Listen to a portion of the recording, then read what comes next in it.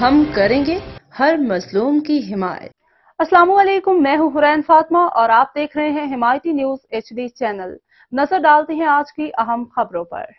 کراچی میں گوالوں کی رجسٹریشن ناگزیر، ڈیری فارمز مفرور ملزمان کی پناہ گاہیں بننے لگے۔ خضری برادرز تنظیم اور ڈیری فارمرز ایسوسی ایشن کا مشترکہ مطالبہ۔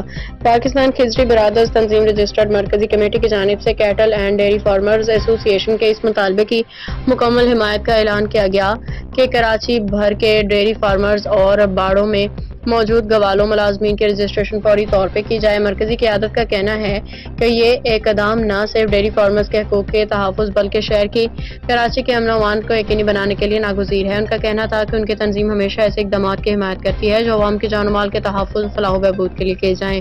ادھر کیٹل اینڈ ڈیری فارمرز ایسوسی ایشن پاکستان نے ایڈیشنل IG کراچی کو ایک خط ارسال کیا جس میں خدشہ ظاہر کیا گیا کہ کراچی کے ڈیری کالونیوں میں غیر رجسٹرڈ گوالوں کی آڑ میں ملک بھر میں آئے جرائم پیشہ عناصر پناہ لے رہے ہیں۔ ایسوسی ایشن نے مطالبہ کیا کہ دودھ کی گاڑیوں کی بھی کڑی نگرانی کی جائے کیونکہ ان کے ذریعے مجرموں کی شہر بھر میں نقل و حرکت آسان ہو گئی ہے۔ خط میں واضح کیا گیا کہ ماضی میں کروڑوں روپے کی ڈکیتیوں اور قیمتی جانوں کے ضیاع کے واقعات پیش آ چکے ہیں۔